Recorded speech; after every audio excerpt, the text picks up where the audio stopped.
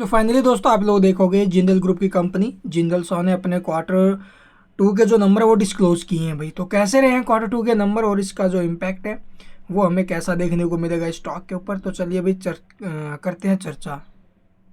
तो यहाँ पर आप लोग देखोगे हम डिस्कस करेंगे इसके जो कंसोलिडेटेड स्टेटमेंट्स है इसको लेकर। All figure in rupees crore में दिया गया है भाई। यहाँ पर आपको क्वार्टर एंडेड और ये आपको 6 मंथ एंडेड या फिर हाफ ईयर एंडेड रिजल्ट्स देखने को मिलेंगे। अगर बात की जाए टोटल इनकम की या टोटल रिवेन्यू, तो अब की बार जो टोटल इनकम हमें देखने को मिला अभी वो क्या है 5,602 करोड़ का, जो प्रीवियस में क्या था 4,984 करोड़ का, प्रीवियस ईयर के सेम क्वार्टर में 5,488 करोड़ का, यानी कि year two year and quarter इसकी इनकम हमें इंक्रीज होते हुए नजर आई है।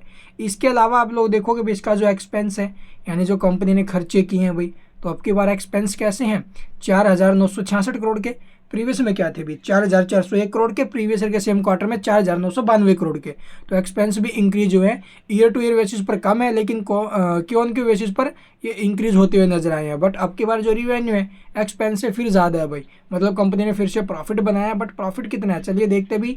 नेट प्रॉफिट आफ्टर टैक्स की अगर मैं बात करूँ तो अब की बार जो प्रॉफिट है वो लगभग 475 करोड़ का, जो प्रीवियस में 416 करोड़ था, प्रीवियस ईयर के सेम क्वार्टर में 355 करोड़ का प्रॉफिट। और हाफ ईयर बेसिस पर आप लोग देखोगे 600 करोड़ से जो प्रॉफिट है वो 891 करोड़ पर पहुंचा है।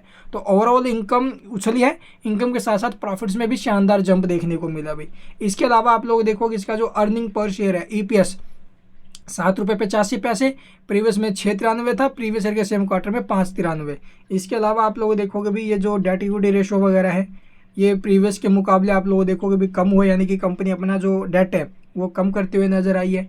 और साथ में आप लोग देखोगे इसके जो मार्जिन्स है, नेट प्रॉफिट मार्जिन्स की अगर मैं बात करूँ तो प्रीवियस के मुकाबले ये हमें जो है अभी क्यू ऑन क्यू बेसिस पर and quarter on quarter basis पर इंक्रीज होते हुए नजर आई है। आप लोग देखोगे इसके जो ऑपरेटिंग मार्जिन्स है, operating margins Q on Q basis पर कम है लेकिन ईयर ऑन ईयर बेसिस पर हमें ये इंक्रीज होते हुए नजर आए हैं। तो कुल मिलाकर रिजल्ट्स ठीक है भाई, लेकिन इसका इम्पैक्ट कैसा रहेगा चलिए वो देखते भी मार्केट एस्टिमेट से कंपेयर करके। अर्निंग पर शेयर की अगर मैं बात करूँ तो आया कितना भी 7.85 रुपये, एक्सपेक्ट किया गया था 6.50 रुपये का। तो मार्केट जो एस्टिमेट था EPS का उसे तो इसने बीट किया है। इसके अलावा इनकम आप लोग देखोगे जो रिवेन्यू से ऑपरेशन से इसने कमाया है वो अभी 5,571 करोड़ का, एक्सपेक्ट कितना किया गया था, एक्सपेक्ट किया गया था 5,280 करोड़ का। तो मार्केट एस्टिमेटेड रिजल्ट है, ठीक है, जो एक्सपेक्टेड रिजल्ट था EPS और अर्निंग पर शेयर आप लोग देखोगे और जो रिवेन्यू है उन दोनों को इसने बीट किया है। तो इसका जो इम्पैक्ट है बिल्कुल पॉजिटिव हमें देखने को मिलना चाहिए भी मंडे के दिन। और बाकी जो नोट्स वगैरह है ना इन्हें आप लोग अगर वीडियो को पॉज करके डिटेल में पढ़ना चाहो भी वीडियो को पॉज करके डिटेल में पढ़ भी सकते हो, ठीक है, ड्यूरिंग द क्वार्टर और क्या कुछ हमें देखने को मिला है। एसेट्स वगैरह यहाँ पर देखोगे पीछे के मुकाबले एसेट्स जो ना भी इंक्रीज होते हुए नजर आई है। और बोरिंग तो मैंने आपको दिखाई दी भी, कंपनी ने अपना जो कर्ज है वो तो कम किया ही है, डेट इक्विटी रेशो आपने देखा होगा कम हुआ है। एंड इसके अलावा तो और कोई अनाउंसमेंट नहीं है, कैश फ्लो स्टेटमेंट्स ये है।